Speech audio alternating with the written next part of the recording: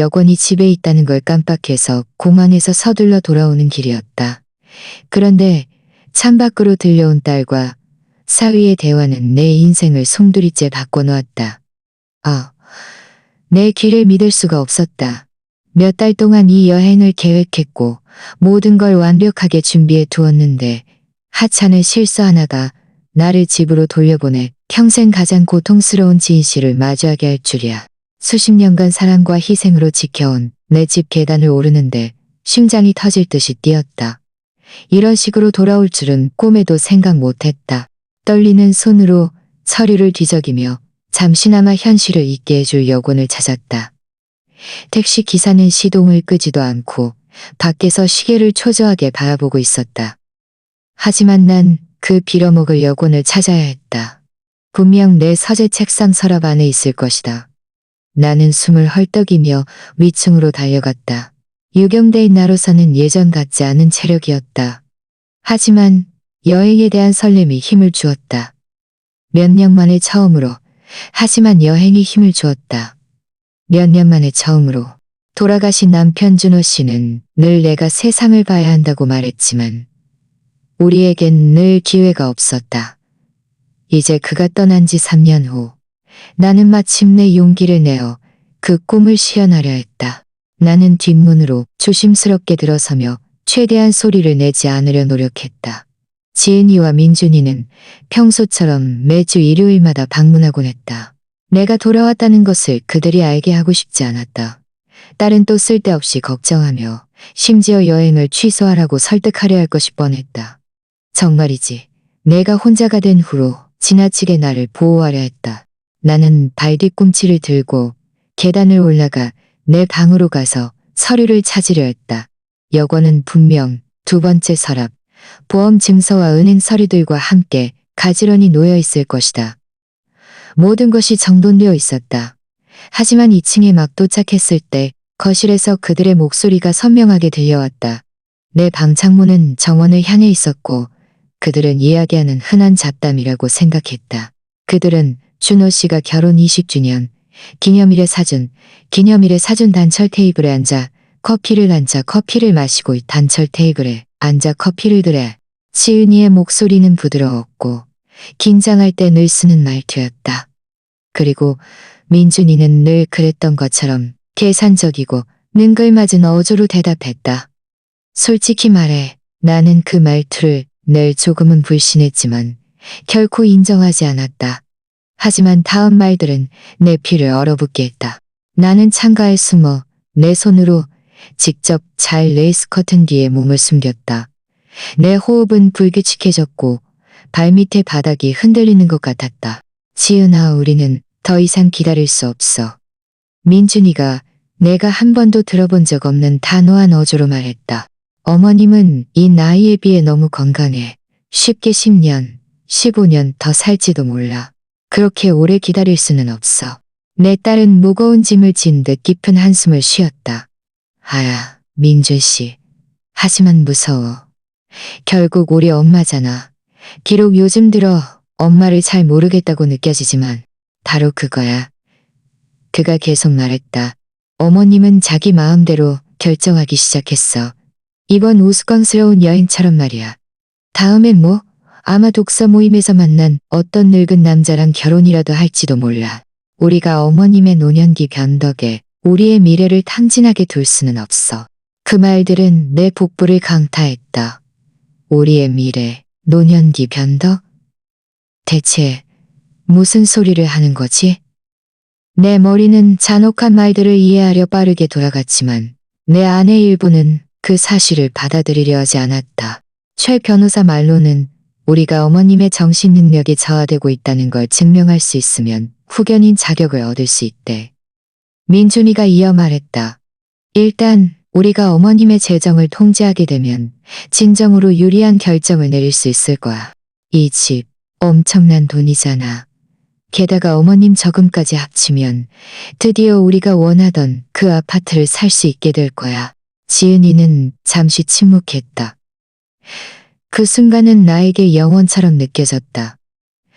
나는 숨을 죽이고 커튼을 꽉 잡으며 딸이 거절하기를 이건 잘못된 일이라고 말하기를, 엄마에게 절대 이런 짓을 하지 않을 것이라고 말하기를 마음속으로 비웠다. 하지만 다음에 들려온 딸의 말은 내 세상을 완전히 파괴했다. 당신 말이 맞아, 여보. 내가 최 변호사님하고 이미 이야기했어. 그분이 우리가 필요한 서류에 서명해 줄 거래. 엄마 나이에는 인지 기능 저하를 이유로 삼기 쉽다고 했어. 특히 이번처럼 갑작스러운 여행 같은 기이한 행동을 증거로 제시할 수 있다면 말이야. 나는 숨쉬기 힘들었다. 내 다리가 너무 떨려서 벽에 기대지 않으면 넘어질 것 같았다.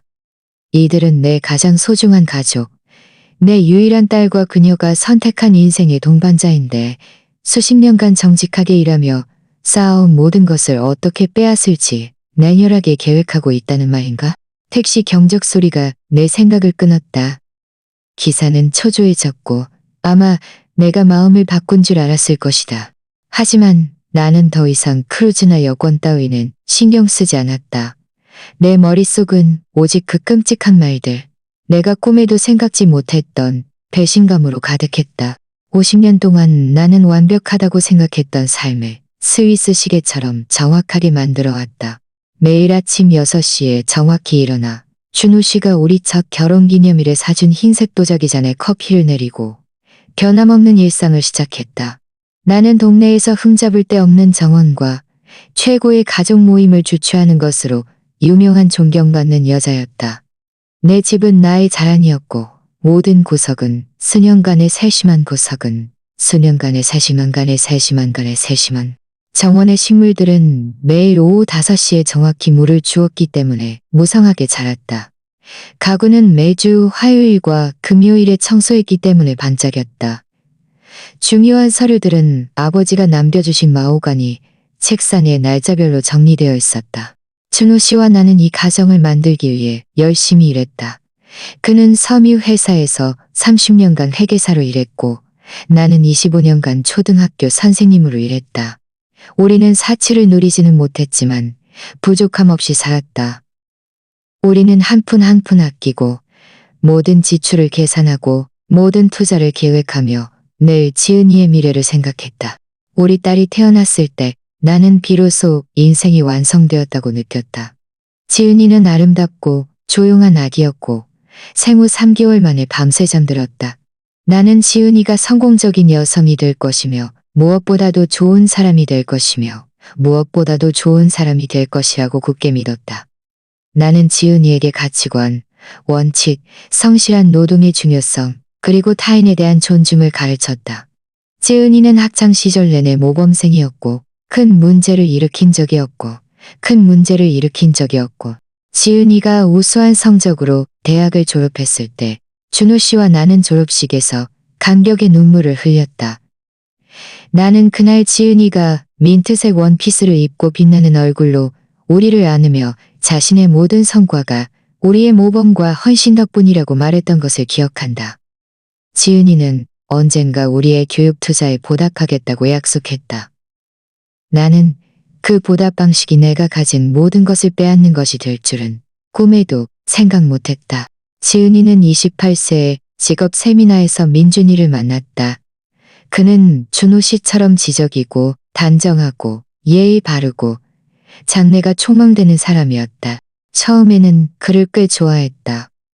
그는 공손하게 말했고 저녁 식사에 올 때면 집안일을 돕기도 했다. 그는 정말 내 딸을 사랑하는 것처럼 보였다. 준호 씨는 즉시 그를 인정하며 민준이가 젊은 시절의 자신을 떠올리게 한다고 말했다. 그들은 우리 집 정원이게 한다고 말했다. 그들은 우리 집 정원에서 작고 우아한 결혼식을 올렸다.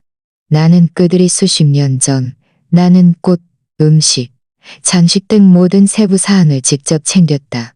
지은이는 아이보리색 웨딩드레스를 입다. 결혼 후 몇 년은 동화 같았다. 그들은 도심 근처의 작은 아파트에서 살았지만 매주 일요일 방문할 때면 늘 행복해 보였다. 지은이는 내가 어릴 때 가르쳐준 디저트들을 만들었고 민준이는 준호 씨가 집안의 작은 문제들을 고치는 것을 도왔다. 우리는 끈끈한 가족이었다. 적어도 나는 늘 그렇게 생각했다. 3년 전 준호 씨가 돌아가신 후 나는 세상이 무너지는 것 같았다. 43년간의 결혼 생활은 쉽게 잊을 수 있는 것이 아니었다. 집은 텅 비고 거대하게 느껴졌고 모든 구석에서 그가 떠올랐다. 처음 몇 달 동안 나는 거의 정상적인 생활을 할 수 없었다. 하루 종일 눈물로 지새웠고 식욕도 전혀 없었다. 지은이와 민준이는 그 가장 힘든 시기에 나의 기둥이 되어주었다. 그들은 매일 찾아와 좋은 음식을 가져다 주고 내가 가장 힘든 밤들을 견딜 수 있도록 곁에 있어 주었다. 처음 몇 주 동안 딸은 나와 함께 잤고 한밤중에 악몽에서 깨어나면 나를 안아주었다. 점점 나는 살아갈 동력을 되찾았다. 정원을 다시 가꾸고 청소 일상을 회복하고 다시 요리를 시작했다. 지은이는 동네 독서 모임에 참여하고 요가 수업을 듣고 더 많은 활동에 참여하며 새로운 친구들을 사귀라고 권유했다. 처음에는 조금 망설였지만 결국 달의 조언을 받아들였다. 삶은 다시 색깔을 찾기 시작했다. 독서 모임에서 나는 나와 비슷한 나이에 역시 남편을 잃은 여자 친구들을 사귀었다. 그들은 내 경험을 완전히 잃은 여자 친구들을 사귀었다. 심지어 여행을 고려하기 시작했다. 준호 씨는 늘 유럽에 가고 싶어 했지만 우리는 늘 기회나 충분한 돈이 없었다. 이제 집 대출금도 갚았고 약간의 저축도 쌓였으니 마침내 수년간 우리가 공유했던 꿈을 실현할 능력이 생겼다. 지은이와 민준이에게 나의 여행 계획을 말했을 때 그들의 반응은 이상했다. 내가 예상했던 것처럼 기뻐하는 대신 그들은 내 나이의 여자가 혼자 여행하는 것은 너무 위험하고 타지에서 병이라도 나면 어쩌냐며 나중에 자신들과 함께 가는 것이 좋겠다고 말했다. 하지만 나는 이미 결심했다. 나는 더 이상 다른 사람들의 의견을 고려하지 않았다. 나는 자유롭고 독립적이며 내 스스로 결정할 수 있다고 느꼈다. 준호 씨가 내가 이렇게 단호하고 용감한 모습을 본다면 분명 나를 자랑스러워했을 것이다. 나는 모든 것을 꼼꼼하게 준비했다. 여권, 예약, 여행자 보험, 적절한 의상, 심지어 새 여행 가방도 샀다. 선명한 빨간색 가방, 희망으로 가득 찬 상서로운 색깔이라고 생각했기 때문이다. 나는 마치 크리스마스를 기다리는 어린 소녀처럼 설레었다. 나는 이 설렘, 이 자랑스러운 독립심이 내가 창밖에서 방금 들었던 그 사악한 계획들을 촉발했을 것이라고는 전혀 의심하지 않았다. 문제는 어머님이 지금 너무 또렷하다는 거야. 민준이의 목소리가 계속 들려왔다. 나는 커튼 뒤에 숨어 그의 말 한마디에 내 세상이 무너지는 것을 느꼈다. 하지만 최 변호사 말로는 상관없대. 약간의 기이한 증거와 어머님 나이만 있으면 우리가 정신 능력 상실 선언을 순조롭게 받아낼 수 있을 거래. 지은이는 깊은 한숨을 쉬었다. 만약 엄마가 우리가 무슨 짓을 하는지 알게 되면 어떡해? 민준 씨, 당신도 알잖아? 엄마는 겉보기보다 똑똑해. 아빠가 살아계실 때 집안 재정은 다 엄마가 관리했어. 계산에 한 번도 오류가 없었어. 그래서 우리가 빠르고 정확하게 움직여야 하는 거야. 그가 냉정하게 대답했다. 그 의미는 내 뼛속까지 파고들었다. 오래 끌수록 판사를 설득하기 어려워져. 하지만 우리가 사건을 잘 준비해서 어머님이 이번 여행처럼 불필요한 일에 돈을 낭비하는 충동적인 결정을 내리고 있다는 걸 증명할 수 있다면 우리는 어머님의 판단력에 문제가 있다고 주장할 수 있어. 그 말들은 날카로운 칼날처럼 내 심장을 찔렀다. 불필요한 여행, 판단력의 문제? 그들이 어떻게 나에게 이런 말을 할 수 있지? 내가 품에 안고 내 젖을 먹여 키우고 모든 악몽 속에서 위로했던 내 딸이 어떻게 이렇게 잔인하게 내 인생을 파괴할 계획을 세울 수 있지? 수진 언니랑도 이야기했어. 지은이가 덧붙였다. 수진은 내 독서 모임에서 가장 친한 친구였다. 언니한테 요즘 엄마 때문에 너무 걱정된다고 말했어. 엄마가 요즘 이상해. 가끔 날짜를 착각하고 같은 이야기를 반복해서 한다고 말이야. 내 심장이 완전히 멎었다. 수진이라니. 내 절친, 매주 화요일 카페에서 나와 희로애락을 나누는 사람. 지은이가 내 정신 상태를 모함하기 위해 거짓말로 우리 우정을 독살하고 있었다니.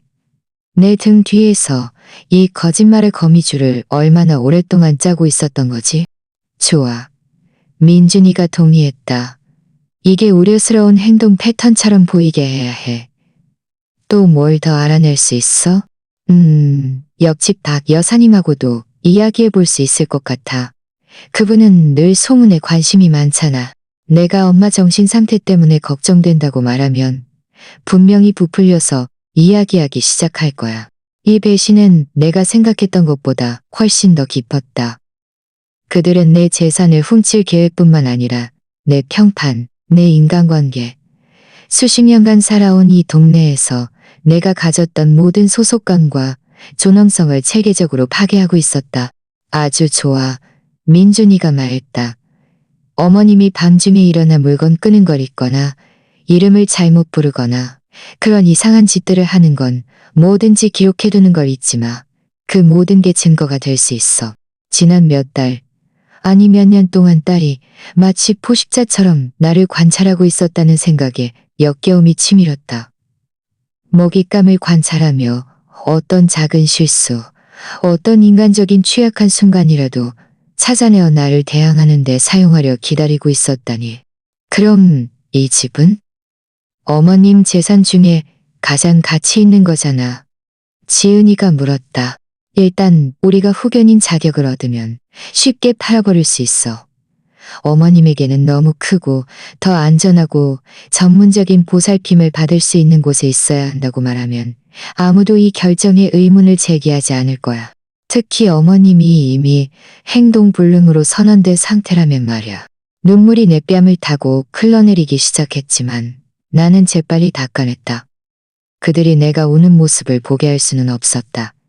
그들에게 단 한순간의 만족감도 줄 수는 없었다. 이 집은 단순히 부동산이 아니었다.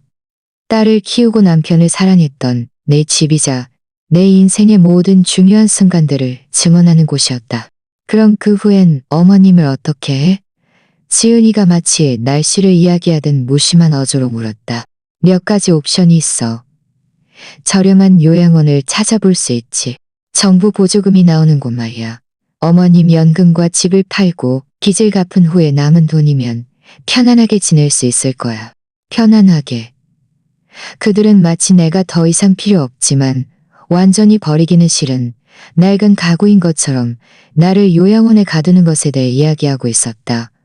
내 머리는 이 배신의 심각성을 이해하려 빠르게 돌아갔다. 그들은 내 인생 전체를 훔칠 계획을 이렇게 냉혈하게 꾸미고 있었다니. 하지만 다시 생각해보니 민준이가 이어 말했다. 아마 사립이지만 좀 더 먼 곳이 나을지도 몰라. 그러면 우리가 자주 찾아갈 필요도 없고 어머님이 이웃들이나 예전에 알던 사람들에게 이상한 소리를 할 수도 없을 테니까. 지은이가 웃었다. 짧고 씁쓸한 웃음이었다. 나는 딸에게서 그런 웃음소리를 들어본 적이 없었다. 당신 말이 맞아. 멀리 떨어져 있을수록 좋아. 그래야 우리가 편안하게 지낼 수 있고 엄마가 이상한 소리를 해도 아무도 믿지 않을 테니 걱정할 필요가 없잖아. 이 계획은 너무나 완벽했다. 악마처럼 완벽했다. 그들은 나를 내가 익숙한 세상에서 고립시키려 했다. 나를 도울 수 있거나 나를 믿어줄 모든 사람들과 멀리 떨어뜨려 놓으려 했다. 그들은 나를 낯선 곳에 버려진 정신 나간 노파로 만들려 했고 그들은 나와 준호 씨가 수십 년간 희생하여 쌓아온 모든 것을 누리려 했다. 언제 시작할까? 지은이가 섬뜩할 정도로 조급한 목소리로 물었다. 다음 주 어머님이 여행 가셨을 때 시작할 수 있어. 어머님 서류를 확인하고 중요한 서류들을 사진 찍어두고 심지어 보석이나 값 나가는 물건들을 몰래 가져갈 수도 있어.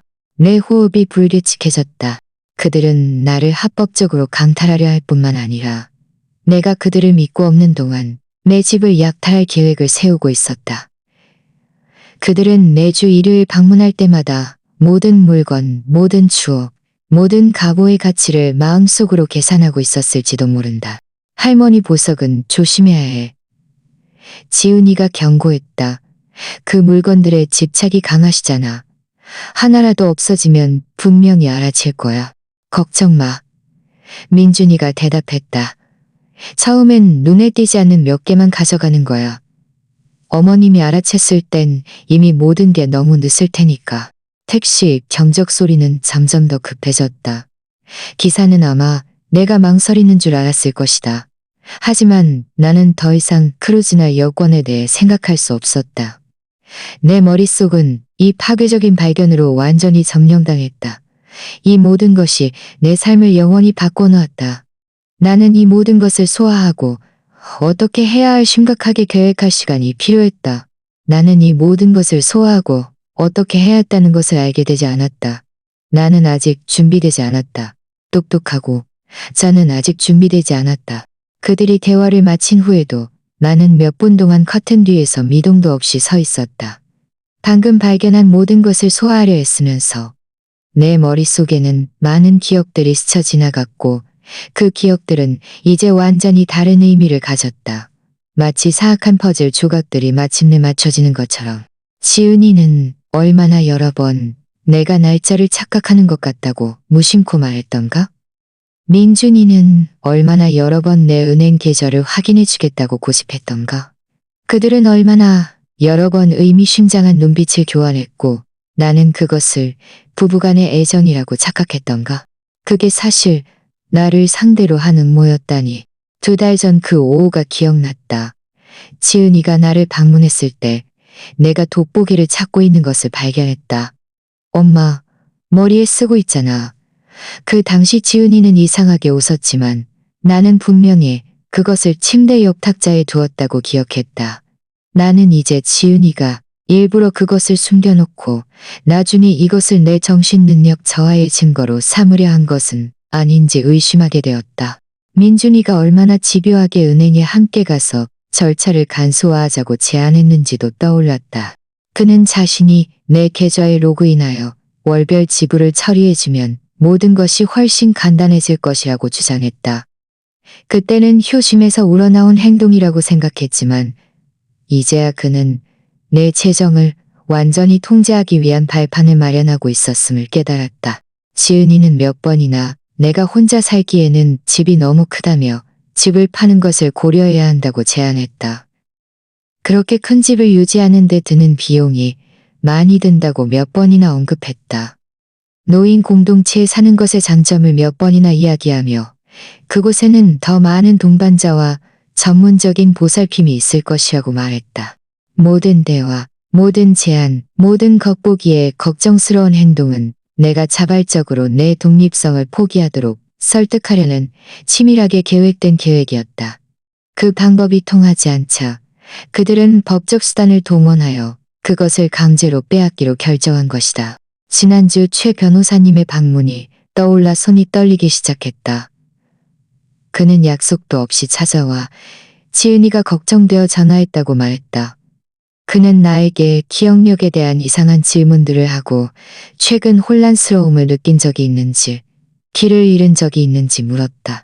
나는 솔직히 기분이 아주 좋다고 대답했지만 그는 더 많은 질문을 고집하며 작은 시첩에 메모를 했다. 이제야 나는 이해했다. 그것은 진료가 아니었다. 그것은 그들의 정신 능력 상실 선언 신청을 뒷받침하기 위한 평가였다. 내가 수년간 믿어온 최 변호사님마저도 내 가족과 공모하여 내 인생을 망치려 했다니. 이 음모는 언제부터 시작된 걸까? 준호 씨가 막 돌아가셨을 때 내가 가장 취약하고 그들의 지지가 가장 필요했을 때였을까? 아니면 더 일찍 남편이 살아있을 때부터 그들은 적절한 기회를 기다리고 있었던 걸까? 그들이 나를 사랑하고 걱정하는 척하면서도 나를 파괴할 계획을 세우고 있었다는 생각에 전례 없는 분노가 치밀었다. 하지만 분노와 함께 깊고 파괴적인 슬픔이 찾아왔다. 내가 9달 동안 품에 안고 내 몸으로 먹이고 내 가치관으로 교육했던 내 딸이 내가 그녀의 행복을 위해 희생했던 걸까? 아니면 감사와 효도를 엄격하게 가르치지 못했던 걸까? 아니면 감사와 효도를 엄격하게 가르치지 못했길래 대체 엄마로서 내가 무엇을 잘못했길래 준호 씨는 늘 지은이가 완벽하고 모든 부모가 꿈꾸는 딸이라고 말했다. 그가 이 배신을 알았다면 어떻게 생각했을까? 그도 지금의 나처럼 자책했을까? 아니면 그가 오랫동안 내가 간과했던 경고, 신호들을 미리 알아챘던 걸까? 그들의 목소리가 내 고통스러운 생각을 끊었다. 그들은 작별 인사를 하고 떠날 준비를 하고 있었다. 의자가 움직이는 소리, 마당에서의 발걸음 소리, 그리고 내 세상을 파괴한 대화의 마지막 몇 마디가 들려왔다. 여보, 잊지 마. 민준이가 말했다. 우리는 갑자기 어머님에게 태도를 바꿀 수 없어. 모든 법적 절차가 완료될 때까지 우리는 완벽한 사위와 딸 역할을 계속해야 해. 알아? 지은이가 대답했다. 하지만 엄마가 이번 여행처럼 불필요한 일에 돈을 쓰는 걸 볼 때마다 계속 걱정하는 척하기가 너무 힘들어. 하지만 당신 말이 맞아. 모든 게 우리 통제하에 들어올 때까지는 가정을 유지해야 해. 걱정하는 척이라는 이 몇 단어가 이전의 모든 말보다 더 나를 아프게 했다. 수년간 나는 그들의 포옹, 뺨에 하는 키스, 그들의 엄마 사랑해요가 진심에서 우러나온 가족이라고 믿었다. 이제야 나는 이 모든 것이 치밀하게 계획된 연기, 탐욕스러운 본 모습을 가리기 위한 가면이었음을 깨달았다. 나는 현관문이 열리고 닫히는 소리를 들었다. 그들의 발소리는 차도에서 사라졌고 차 시동 소리는 멀리서 점점 희미해졌다. 그제야 나는 침대에 쓰러져 방금 발견한 사실 때문에 온몸이 떨리는 것을 허락했다. 택시 경적 소리는 밖에서 계속 울렸다. 점점 더 초조하게 나는 아래층으로 내려가 여행을 취소하고 변명을 해야 했다. 지금은 떠날 수 없었다. 이 모든 것을 알게 된 지금 나는 이 파괴적인 배신에 어떻게 맞서야 할지 생각하고 계획하고 결정할 시간이 필요했다. 하지만 창문으로 다가가 기사에게 손을 흔들려는 순간 한 생각이 내 머릿속에 형성되었다. 만약 내가 여행을 취소하지 않는다면? 만약 내가 그들이 내가 없는 줄 알고 일을 시작하려 할 때 오히려 그들이 방심한 틈을 타 그들을 관찰한다면? 만약 내가 그들이 생각하는 그 순진한 노파인 척하면서 은밀히 그들의 배신의 진정한 깊이를 조사한다면? 그들은 내가 그저 나약하고 조종하기 쉬운 과부라고 심각하게 과소평가했지만 곧 그들은 준호 씨와 함께 가정을 세우고 딸을 키우고 수십 년간 살림을 꾸려온 이 여자가 상상할 수 없는 지혜와 힘을 가지고 있다는 것을 알게 될 것이다. 그들이 게임을 하고 싶다면 나는 그들에게 더 이상 이룰 것이 없지만 싸울 모든 이유를 가진 여자를 건드렸을 때의 결과를 보여줄 것이다. 나는 계단을 내려갔다. 심장이 전쟁복처럼 맹렬하게 뛰었지만 내 발걸음은 단호했다. 내 빨간 여행 가방을 들고 현관에 나타나자 택시 기사는 안도했다.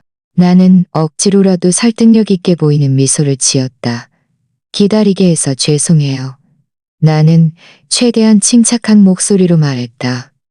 공항 갈 준비됐어요. 공항으로 가는 길에 나는 기사와 날씨와 크루즈에 대한 기대를 가볍게 이야기했지만 내 머릿속은 다음 몇 주 동안의 상세한 전략을 세우느라 전속력으로 돌아가고 있었다. 지은이와 민준이가 내가 그들의 계획을 알아챘다고 의심하게 할 수는 없었다. 나의 유일한 장점은 그들이 내가 완전히 속고 있다고 생각한다는 것이었다.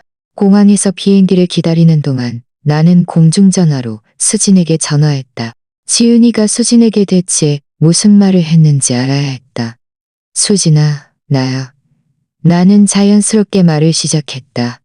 지금 공항이야. 막 출발하려는데 한 가지 물어볼 게 있어. 요즘 내가 어딘가 이상하다고 느낀 적 있니? 전화 저편에서 어색한 침묵이 흘렀고 수지는 겨우 대답했다. 혜미야. 솔직히 말하면 지은이가 몇 주 전에 찾아왔었어. 너 때문에 너무 걱정된다고 말이야. 요즘 네가 좀 어떤 일들에 대해 혼란스러워하는 것 같다고 했어. 내 위가 꼬였지만 나는 목소리를 침착하게 유지했다. 구체적으로 어떤 면에서 혼란스러워한다고 하던데. 네가 같은 이야기를 몇 번씩 반복해서 하고 가끔 물건을 어디에 두었는지 잊어버리고 몇 번은 좀 혼란스러워 보였다고 했어.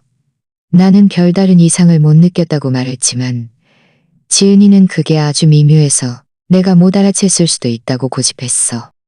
아, 독이 그들의 계획대로 퍼지고 있었다. 또 뭐라고 했니? 네가 충동적인 결정을 내리고 있다고도 했어. 이번 여행처럼 말이야. 이건 너답지 않게 가족과 상의도 없이 이렇게 갑작스러운 결정을 내리는 거야. 너무 걱정된다고 했어. 말 한마디 한마디가 그들의 배신의 깊이를 확인시켜 주었다. 그들은 내가 독립적으로 내린 결정을 정신착란의 증상으로 왜곡하기 위해 치밀하게 거짓말을 꾸며왔던 것이다. 수진아, 나는 기분이 아주 좋다는 걸 알아줬으면 해. 만약 네가 나중에 내 행동에서 정말 뭔가 이상한 점을 발견한다면 꼭 나에게 직접 말해줄 수 있겠니? 하지만 지은이는 정말 걱정하는 것 같았어. 아마 돌아오면 딸과 진지하게 이야기해봐야 할 거야. 전화를 끊은 후 나는 공항 선물 가게에 가서 작고 눈에 띄지 않는 녹음기를 샀다. 그들이 내 말을 나를 대항하는데 사용하려 한다면 나도 이 게임을 할 수 있었다. 비행기 안에서 나는 다음 며칠 동안을 상세한 전략을 짰다. 크루즈 여행은 그야말로 정신적 고문이었다. 행복한 부부들과 다정한 가족들로 둘러싸여 있었지만 내 머릿속은 집에 나를 기다리는 그 배신감으로 가득했다.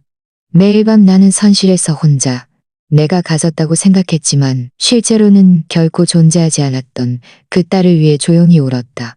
하지만 나는 이 시간을 내 결심을 굳히는 데 사용했다. 나는 그렇게 쉽게 쓰러지지 않을 것이다.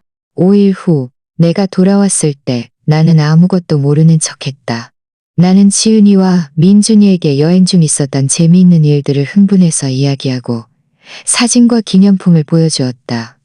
그들은 웃으며 질문했지만 그들의 눈에서 초조함을 읽을 수 있었다.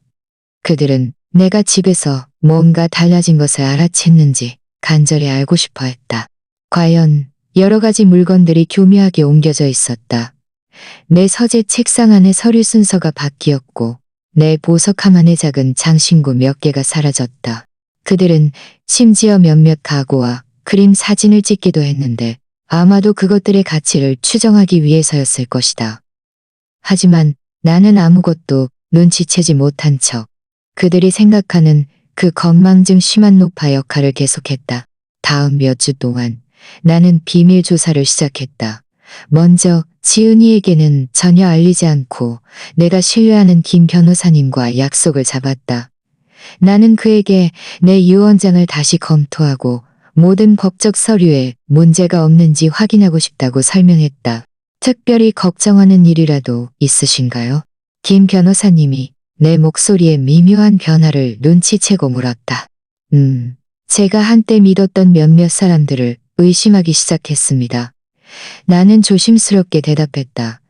다른 사람들에게 알리지 않고 몇 가지 변경을 할 수 있을까요?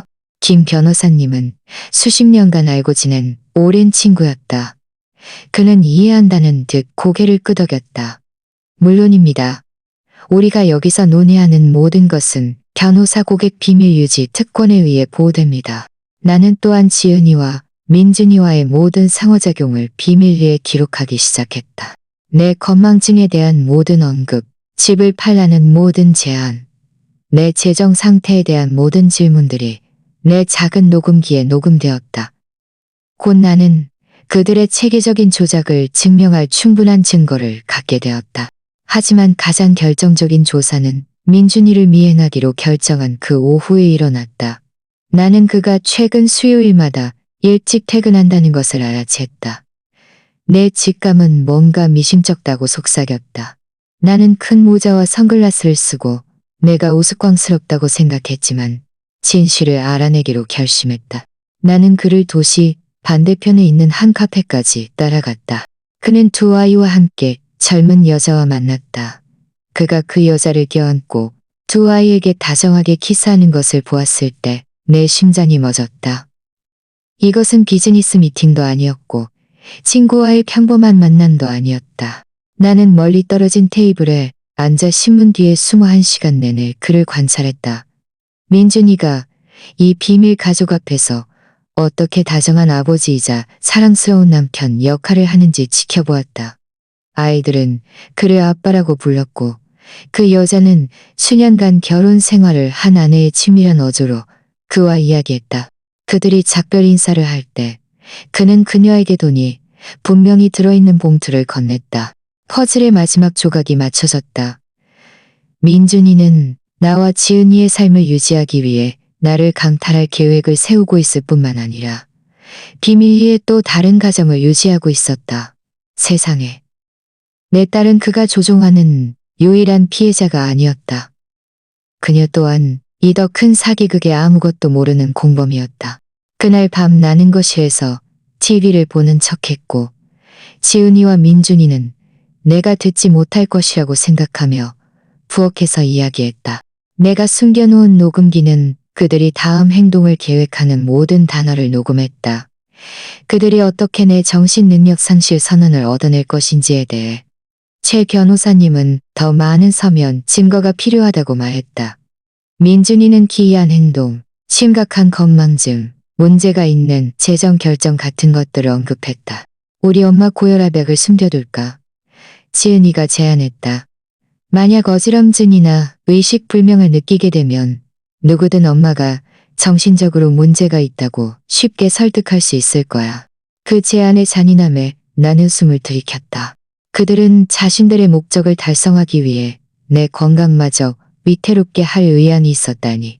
더 이상 어떤 의심도 없었다. 이 사람들은 어떤 짓이든 할 수 있었다. 하지만 나 또한 준비가 되어 있었다. 전쟁은 이미 시작되었고 그들은 상대방이 이미 모든 패를 쥐고 있다는 것을 모르고 있었다. 패를 내미는 순간은 어느 화요일 오후에 찾아왔다. 지은이가 혼자 방문했다. 나는 일부러 그들이 함께 오는 것을 피했다. 나는 그들의 동맹을 무너뜨려야 했다. 나는 평소처럼 가장 좋은 내 도자기 찻잔에 커피를 내렸지만 이번에는 내 모든 움직임이 군사적인 정확성으로 계산되었다. 엄마, 요즘 엄마 건강에 대해 계속 생각하고 있었어. 지은이가 이제는 내가 가짜라는 것을 알 수 있는 그 달콤한 목소리로 말을 시작했다. 민준 씨랑 나는 엄마가 요즘 느끼는 감정에 대해 누군가와 이야기해봐야 할 것 같다고 생각했어. 나는 커피잔을 딸 앞에 안정적으로 내려놓았다. 누구라? 아마 전문가? 최 변호사님이 엄마 나이 또래 사람들과 상담하는 훌륭한 심리 전문가들을 몇 명 알고 계셔. 심각한 건 아니고 단지 돌아가신 아빠에 대한 슬픔이나 모든 변화들을 잘 처리하고 있는지 확인하려는 것뿐이야. 이것이 그들의 다음 계획이었다.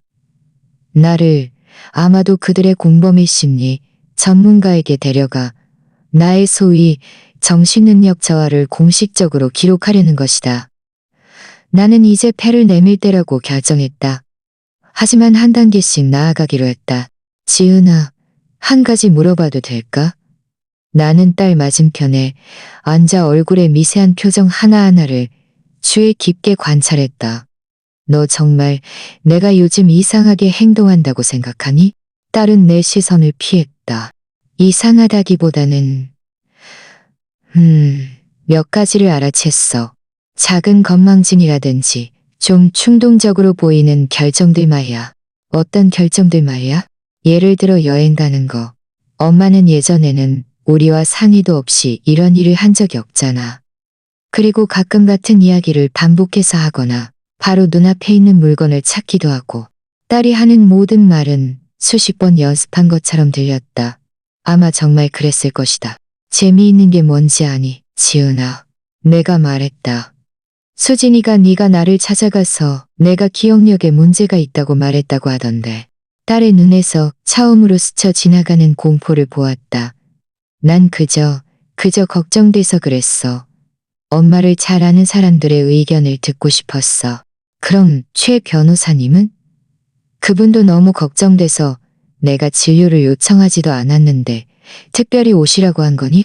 이제 딸은 분명히 당황했다. 커피잔을 든 손이 미세하게 떨렸다. 엄마, 왜 이런 걸 의심하는지 모르겠어. 우린 그저 엄마를 위하는 것뿐이야. 나는 천천히 일어나 창가로 걸어갔다. 바로 이 창문이었다. 이곳에서 나는 내 인생을 바꾼 그 대화를 들었다. 또 재미있는 게 뭔지 아니, 내 딸아? 내가 말했다.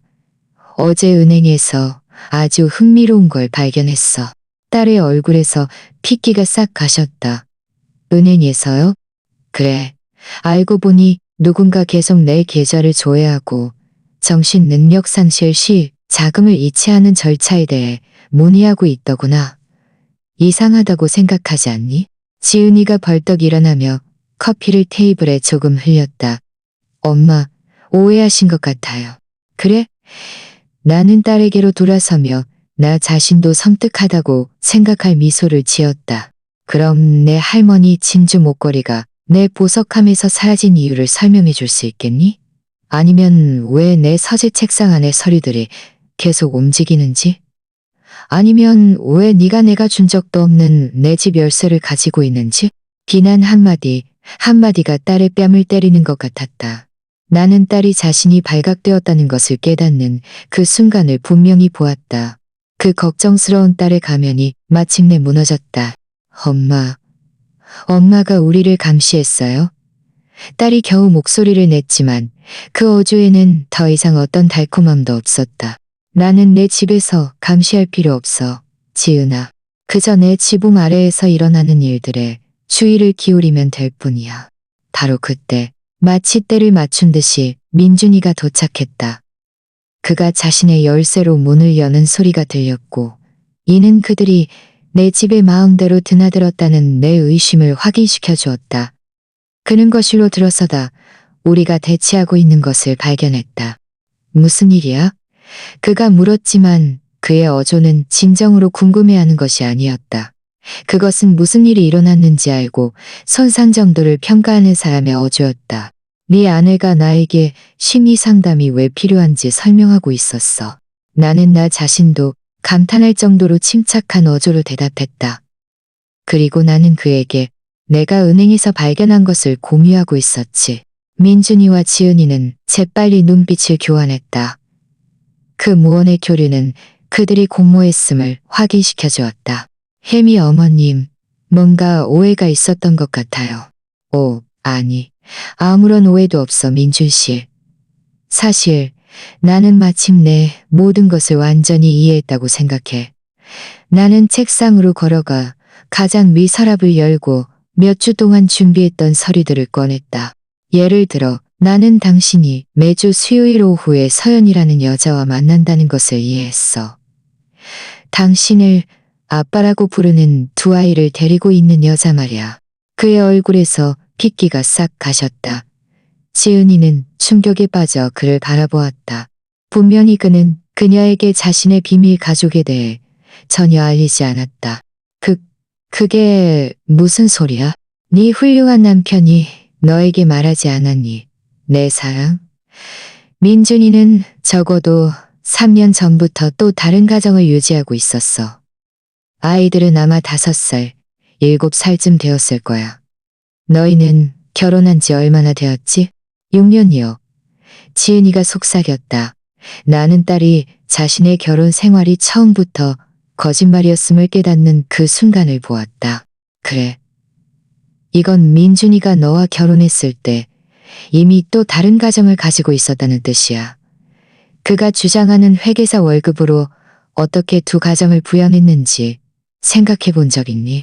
민준이는 마침내 목소리를 되찾았지만 그는 더 이상 가식적인 매력적인 사위가 아니었다. 이건 당신이 상관할 바가 아니야. 이 참견하기 좋아하는 노파.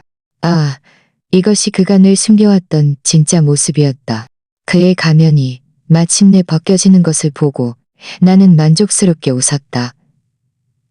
내가 또 뭘 발견했는지 아니? 민준 씨, 당신은 당신이 말한 그 회사에서 회계사로 일하고 있지 않아. 사실 그 회사는 2년 전에 망했어. 지은이는 소파에 앉아 두 손으로 얼굴을 감쌌다. 당신은 나에게 또 얼마나 많은 거짓말을 했어? 내 사랑. 나는 말했다. 내 목소리에는 처음으로 진정한 동정심이 담겨 있었다. 너도 이 남자의 피해자야. 하지만 불행히도 그것이 그를 위해 나를 배신하기로 선택했다는 사실을 바꾸지는 못해. 방 안에는 팽팽하고 위험한 침묵이 흘렀다. 우리 세 사람 모두 되돌아갈 수 없다는 것을 알았다. 모든 패가 테이블 위에 놓였고 공개적인 전쟁이 마침내 시작되었다. 민준이가 벌떡 일어섰다. 주먹을 꽉 쥐고 내가 한 번도 본 적 없는 흉악한 표정을 짓고 있었다. 그의 예의 바른 사이 모습은 사라지고 없었다. 당신 말이야, 이 노파. 나는 당신을 신경 쓰는 척하는 게 지긋지긋해. 당신은 그저 입 다물고 일이 자연스럽게 흘러가도록 놔뒀어야 했어. 지은이가 눈물범벅이 된 얼굴을 들었다. 민준 씨, 무슨 소리야? 나는 네 엄마가 역겨운 존재라고 말하는 거야. 자기 분수를 진작에 알았어야 했어. 그의 목소리는 내 피를 얼어붙게 할 정도로 잔인했다. 이 나이의 여자는 누가 돌봐주겠다는 것만으로도 감지덕지해야지.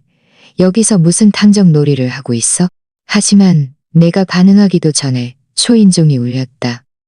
우리 세 사람은 모두 현장에서 붙잡힌 것처럼 얼어붙었다. 어떤 의미에서는 정말 그랬다.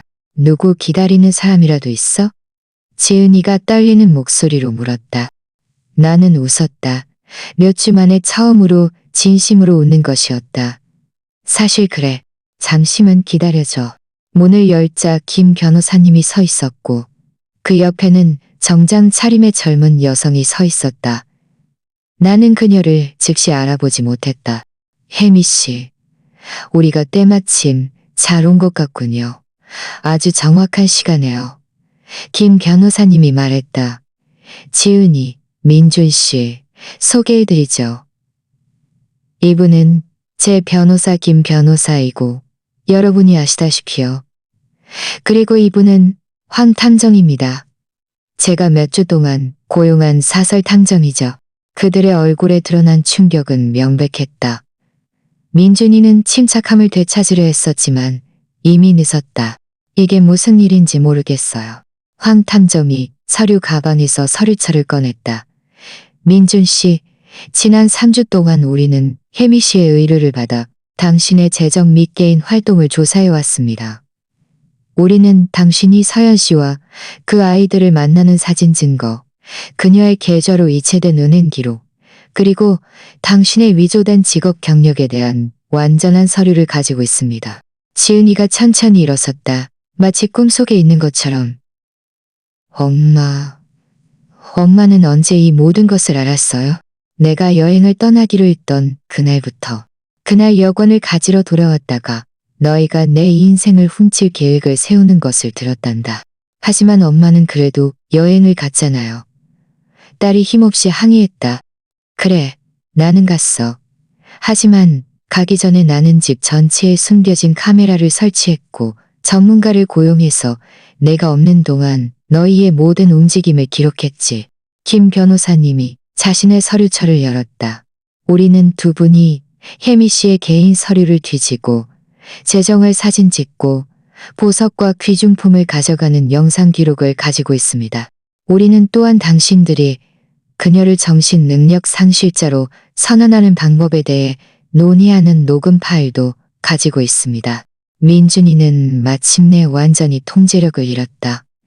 이건 말도 안 돼. 지은이는 그 딸이야. 엄마의 건강을 걱정할 권리가 있어. 걱정요? 황 탐정이 비웃었다. 음모, 사기, 절도, 그리고 불법 감금을 걱정이라고 부르나요? 왜냐하면 이것이 우리가 기록한 내용이니까요. 불법 감금이라니요? 지은이의 목소리가 갈라졌다. 그래, 내 사랑. 내가 슬프게 대답했다. 법에 따르면 위조된 증거를 바탕으로 내 의지에 반하여 나를 정신기관에 가두려는 계획은 불법 감금에 해당한단다. 바로 그때 마치 드라마틱한 전개가 부족하다는 듯이 또 다른 노크 소리가 들렸다. 이번에는 김 변호사님이 문을 열었다. 그가 돌아왔을 때 그의 뒤에는 한 여자가 서 있었다. 나는 내 감시 사진에서 즉시 그녀를 알아보았다. 서연, 민준이의 또 다른 비밀 가족이었다. 죄송합니다. 방해해서요. 서연의 목소리는 단호했지만 긴장되어 있었다. 저는 서연입니다. 민준 씨와 지금 당장 이야기해야 해요. 민준이의 얼굴은 창백해졌다. 서연 씨, 여기 왜 왔어요? 내가 여기 온 건 드디어 당신의 모든 진실을 알게 되었기 때문이야. 민준 씨. 그리고 이 여자분 덕분이야. 그녀는 황탐정을 가리키며 말했다. 그분이 나에게 몇 가지 질문을 했는데 나를 완전히 정신 차리게 했어. 지은이는 민준이와 서연 사이를 오가며 마치 초현실적인 영화를 보는 것처럼 바라보았다. 당신은 그와 결혼한 지 얼마나 되었나요? 결혼이요? 서연이 씁쓸하게 웃었다. 그는 나에게 이혼했다고 말했어요. 전처가 이혼할 때 모든 것을 가져갔고, 그래서 우리가 당장 결혼할 수 없고, 그의 재정 상태가 나아질 때까지 기다려야 한다고요. 당신은 누구세요? 나는 그의 아내야. 지은이가 속삭였다. 법적인 아내. 뒤따라 숨막히는 침묵이 흘렀다. 서연은 벽에 기대어 마치 큰 충격을 받은 듯했다. 그의 아내요? 하지만 우리는 4년 동안 함께였어요. 내 아이들은 그를 아빠라고 생각했는데 지은이와 민준이는 6년 동안 결혼했단다. 내가 조용히 알려주었다. 이 말은 너희 둘 다 이 남자의 거짓말의 피해자였다는 뜻이야. 황 탐정이 기회를 잡고 고고를 이어갔다. 우리의 조사에 따르면 민준 씨는 지은 씨에게서 얻은 돈과 혜미 씨에게서 훔친 소액의 재산을 이용해 이중 생활을 유지해 왔습니다. 하지만 이것만으로는 그의 요구를 충족시키기에 충분하지 않아 혜미 씨의 모든 재산을 가로채려는 이 계획을 꾸민 것입니다. 서연이 민준이에게 돌아서서 눈에 불을 켰다. 당신은 그동안 노부인의 돈을 훔쳐서 내 아이들을 부양했다는 말이야. 훔친 게 아니야. 민준이가 필사적으로 변명했다. 그건 그저 일시적인 자원 재분배였어. 일시적인 자원 재분배라고요? 김 변호사님이 유머 감각 없이 웃었다. 사기 수단으로 누군가를 정신 능력 상실자로 선언하여 그녀의 유산을 훔칠 계획을 세우는 것은 일시적인 자원 재분배가 아닙니다. 이건 중범죄입니다. 바로 그때 나는 예상치 못한 장면을 보았다. 지은이가 천천히 일어나 민준이에게 다가갔다. 1초 동안 나는 그녀가 모든 것이 드러났음에도 불구하고 그를 변호하고 지지할 것이라고 생각했다. 하지만 그 대신 그녀는 그의 뺨을 때렸다. 방 안을 울리는 큰 소리였다. 당신은 사기꾼이야. 도둑, 통제관. 그녀는 어린 시절 이후로 한 번도 들어본 적 없는 목소리로 소리쳤다. 당신은 나를 공범으로 만들었어. 내 엄마를 배신하게 만들었어. 우리 것이 아닌 돈 때문에, 당신의 또 다른 가정을 부양하기 위한 돈 때문에. 민준이는 충격에 빠져 뺨을 만졌다. 지은아, 내가 다 설명할 수 있어. 설명할 필요 없어. 서연이 끼어들었다. 당신의 거짓말은 너무나 많은 사람들의 인생을 망쳤어. 내 아이들은 나중에 아빠가 왜 자기들 삶에서 사라졌는지 궁금해할 거야. 황 탐정이 전문적으로 서류를 정리했다. 민준 씨, 여기 당신에 대한 체포 영장이 있습니다. 죄목은 사기, 사기 미수, 그리고 공모입니다. 우리는 또한 자금 출처를 조사하기 위해 당신의 모든 은행 계좌를 동결하는 명령도 신청했습니다. 경찰이 도착하자 내 거실은 마치 범죄 영화의 한 장면처럼 변했다. 민준이는 수갑을 차고 필사적으로 자신을 변호했지만 그 절망적인 모습은 거의 비참해 보였다. 그가 경찰차에 실려갈 때 그의 오해와 음모에 대한 비명 소리가 집 전체에 울려 퍼졌다. 지은이는 소파에 완전히 무너져 내렸고 어린아이처럼 울었다. 서연은 창가에 서서 자신을 망치고 아이들의 삶을 망친 남자가 끌려가는 것을 보며 팔짱을 끼고 있었다. 황 탐정은 모든 것을 꼼꼼하게 기록하며 민준이가 모든 범죄에 대해 대가를 치르게 할 이 사건을 준비했다. 김 변호사님이 나에게 다가왔다. 그의 얼굴에는 감탄과 걱정이 뒤섞인 표정이 있었다. 인정합니다. 아주 멋지게 처리하셨어요. 하지만 이제 모든 진실이 밝혀졌으니 기분이 어떠세요? 이것은 정말 복잡한 질문이었다. 한편으로는 정의가 마침내 실현되는 것을 보고 깊은 만족감을 느꼈다. 민준이는 너무나 많은 사람들을 조종하고 해쳤으니 그의 행동에 대한 결과를 마주해야 했다. 하지만 다른 한편으로는 상심한 내 딸과 상처받은 서연을 보면서 이 모든 것이 초래한 피해에 대해 말할 수 없는 슬픔을 느낄 수밖에 없었다. 진실이 밝혀져서 후련하지만 나는 솔직하게 대답했다. 이 과정에서 잃은 모든 것에 대해 마음이 아파요. 황탕정이 서류를 정리하고 다가왔다. 혜미 씨, 당신의 용기, 이 모든 것을 조사하고 맞선 용기는 당신의 재산을 지켰을 뿐만 아니라 민준 씨가 다른 사람들에게 계속 해를 끼치는 것을 막았을 가능성이 매우 높다는 것을 알려드리고 싶습니다. 우리의 조사에 따르면 그는 동네에서 다른 과부들을 찾아 비슷한 수법으로 접근하려 하고 있었습니다. 이 소식에 나는 충격을 받았다. 나는 그의 잠재적 피해자 목록에 있는 유일한 사람이 아니었다. 만약 내가 그들의 계획을 제때 알아차리지 못했다면 나와 같은 나이에 얼마나 많은 여성들이 내가 겪을 뻔한 고통을 겪었을까? 서연이 마침내 말을 시작했다. 목소리는 떨렸지만 단호했다. 혜미 씨, 일어난 모든 일에 대해 사과드리고 싶어요. 저는 당신이나 민준 씨의 계획에 대해 전혀 몰랐어요. 만약 그가 우리에게 준 돈이 범죄 활동에서 나온 것이라는 것을 알았다면 저는 절대 받지 않았을 거예요. 나는 그녀에게 다가가 팔을 부드럽게 만졌다.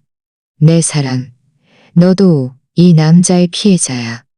사과할 필요 없어. 우리는 모두 능글맞고 조종하는 사기꾼에게 속았을 뿐이야. 내 아이들은 어떻게 하죠? 그녀가 눈물 어린 눈으로 물었다. 그들은 민준 씨를 아버지처럼 사랑하는데 어떻게 그들에게 이 모든 것이 거짓말이었다고 설명해야 할까요? 이것은 마음 아프고 간단한 답이 없는 질문이었다. 아이들은 회복력이 강해요. 나는 비록 그 말이 공허하게 들릴지라도 말했다. 사랑과 지지가 있다면 그들은 이겨낼 수 있을 거예요. 아마 이제 그들은 민준 씨의 거짓말에 방해받지 않고 진짜 아버지를 알 기회를 얻을 수 있을지도 몰라요. 김 변호사님이 끼어들어 실질적인 정보를 제공했다. 서연 씨, 조사 과정의 일환으로 우리는 민준 씨가 당신들에게 제공한 자금을 추적할 수 있습니다. 만약 그 돈이 범죄 수익에서 나온 것이라면 정부는 전환기 동안 어떤 종류의 보상이나 지원을 제공할 수도 있습니다. 시은이가 마침내 고개를 들었다. 눈은 붉게 부어 있었다. 엄마, 어떻게 사과해야 할지 모르겠어요. 제가 한 모든 일은 정말 말로 표현할 수 없을 정도로 후회스러워요. 나는 딸 옆에 앉아 민준이의 조작으로 인해 수년간 잃어버린 모든 것의 무게를 느꼈다. 지은아, 한 가지를 이해해야 해. 너는 정말 어느 순간 내가 정신적으로 문제가 있다고 믿었니? 아니면 이 모든 과정에서 네가 거짓말을 하고 있다는 것을 알고 있었니? 딸은 손으로 얼굴을 감쌌다. 처음에는 민준 씨가 엄마에게 정말 혼란스러운 징후가 나타났다고 저를 설득했어요. 제가 엄마를 너무 자주 봐서 알아채기 어렵지만 그는 더 객관적으로 볼 수 있다고 말했어요.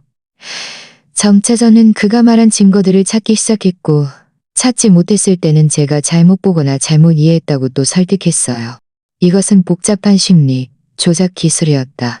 민준이는 점진적으로 내 딸을 세뇌시켜 자신의 지각과 판단력을 의심하게 만들었던 것이다. 그럼 언제 이게 사실이 아니라는 것을 깨달았니? 내 마음 깊은 곳에서는 늘 뭔가 잘못되었다는 것을 알고 있었던 것 같아요. 하지만 민준 씨는 너무나 설득력이 있었고 너무나 자신감이 넘쳤어요. 그리고 솔직히 말해서 엄마의 재산을 사용할 수 있다는 생각은 정말 매력적이었어요. 엄마, 우리는 빚더미에 앉아 있었고 민준 씨는 이것이 우리의 미래를 구할 유일한 방법이라고 말했어요.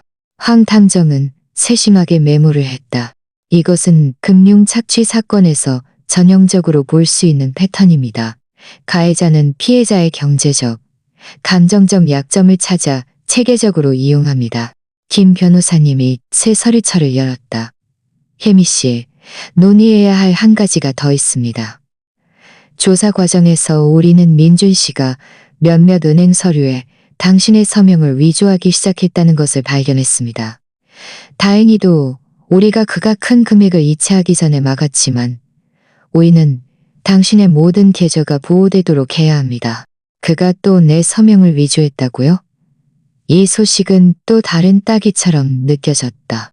어떤 서류들인데요? 수익자 변경 서류, 추가 신용카드 신청서, 그리고 당신의 집을 담보로 한 대출 상담도 몇 건 있었습니다. 그는 분명히 법적 통제권을 얻자마자 당신의 자금을 즉시 사용할 수 있도록 여러 가지 경로를 준비하고 있었습니다. 서연은 믿을 수 없다는 듯 고개를 저었다. 내가 어떻게 그렇게 바보 같았을까? 모든 경고 신호가 있었는데 나는 그의 거짓말을 믿는 것을 택했어. 왜냐하면 다른 선택지는 내 아이들을 혼자 키워야 하는 것이었으니까. 자책하지 마세요. 내가 단호하게 말했다. 민질 씨는 경험 많은 포식자였어요. 그는 우리의 희망과 두려움을 조종하는 방법을 아주 잘 알고 있었죠. 황 탐정이 노트북을 닫았다. 우리가 수집한 모든 증거로 민준 씨는 여러 가지 혐의에 직면하게 될 것입니다. 은행 사기, 문서 위조, 불법 감금, 사기 미수, 그리고 조사가 진행됨에 따라 더 많은 죄목이 추가될 수도 있습니다. 우리는 매우 긴 형기를 이야기하고 있습니다.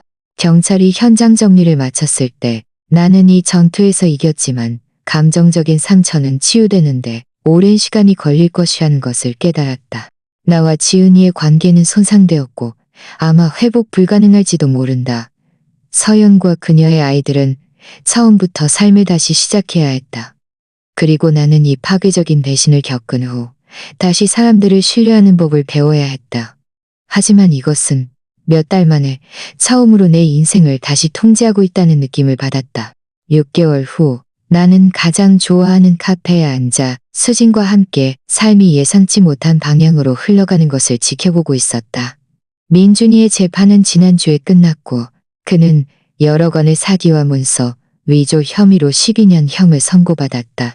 정의는 실현되었지만 감정적인 상처는 여전히 천천히 아물고 있었다. 수지는 생각에 잠겨 커피를 휘저었다. 혜미야, 이 모든 일에서 내가 가장 감탄하는 게 뭔지 아니? 네가 이 모든 것을 처리한 방식이야. 네가 이렇게 강할 줄은 꿈에도 생각 못했어. 나는 가볍게 웃었다. 오랜만에 진심으로 웃는 것이었다. 솔직히 나도 내가 이렇게 강할 줄 몰랐어.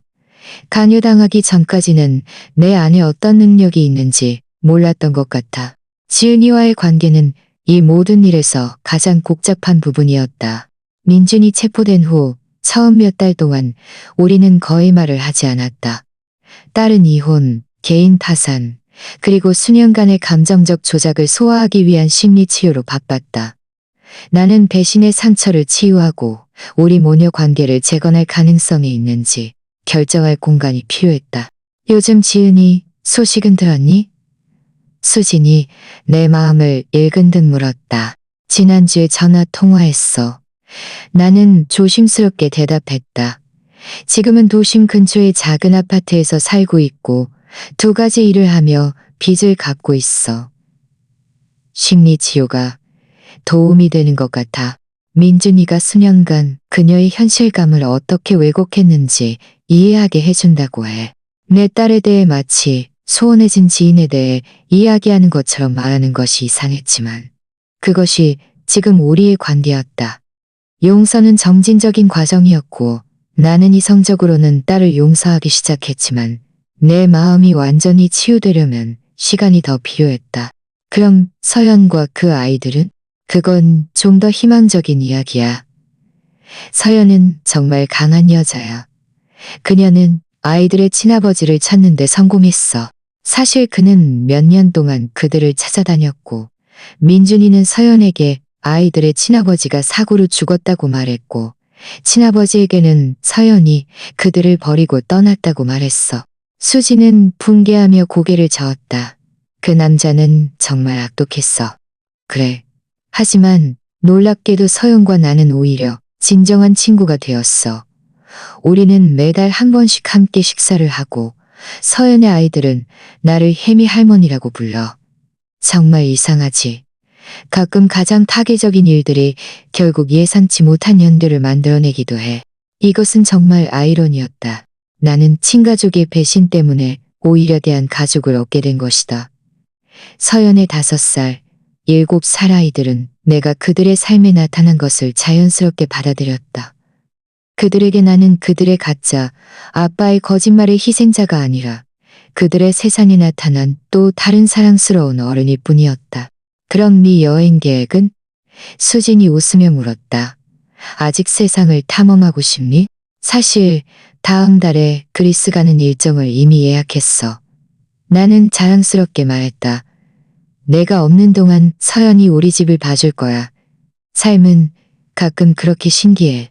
네가 가장 예상치 못할 때 네가 가장 필요로 하는 것을 늘 주거든. 우리는 수진도 끼워주기로 결정했고 내가 없는 동안을 친한 친구들의 파티로 만들기로 했다. 믿을 수 있는 친구들이 나를 지켜봐 준다는 생각에 수십 년 만에 처음으로 평화로움을 느꼈다. 이 나이에 혼자 여행하는 게 무섭지 않니? 수진이 물었다. 지은이와 민준이가 나를 조종하기 위해 처음 사용했던 말을 반복하면서 나는 60대이지 90대가 아니야. 내가 단호하게 대답했다. 게다가 이 한 해를 겪은 후 내가 무엇을 두려워할 수 있겠니? 친딸이 네 인생 전체를 훔칠 계획을 세우고 있다는 것을 발견하는 것보다 더 끔찍한 것이 있을까?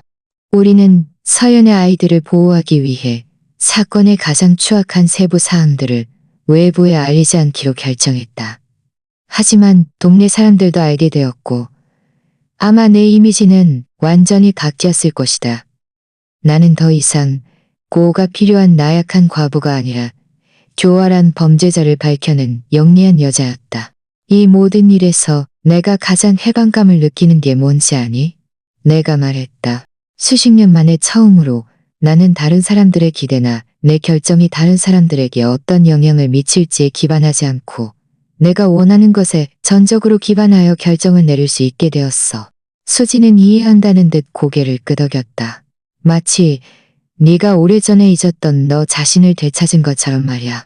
그래, 수년간 나는 아내였고 엄마였고 며느리였고 이웃이었어.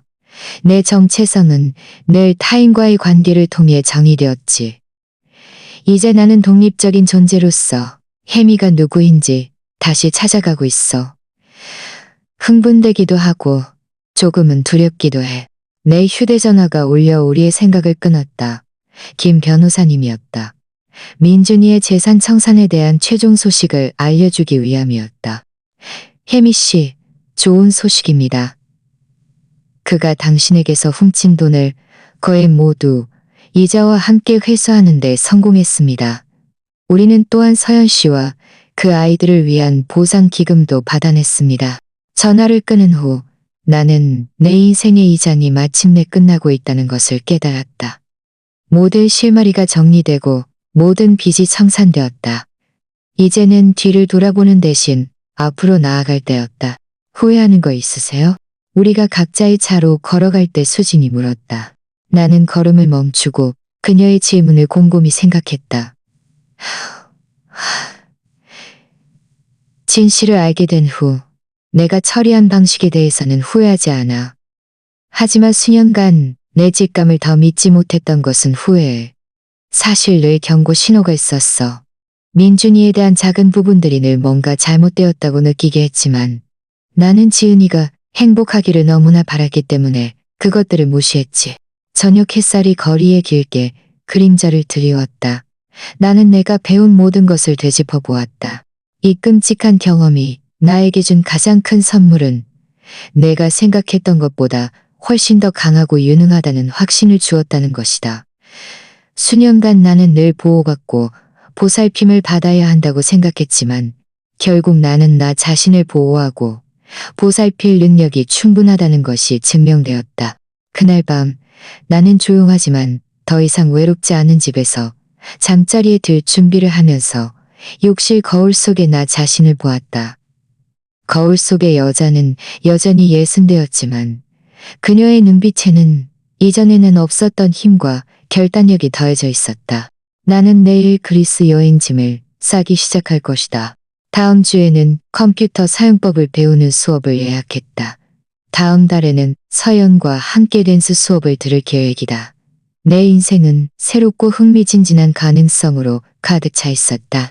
나는 침대에 누워 수년간 느껴보지 못했던 깊은 평온함을 느꼈다. 나는 집에 혼자 있었지만 오랜만에 이런 고독은 버려진 것이 아니라 자유로움으로 느껴졌다. 나는 가장 깊은 배신을 이겨냈고 그 속에서 더 강해지고 현명해져서 나왔다. 오늘 나는 혼자이지만 잠이 들면서 나는 생각했다. 이것은 내가 진정으로 평온함을 느끼는 첫 번째 순간이다.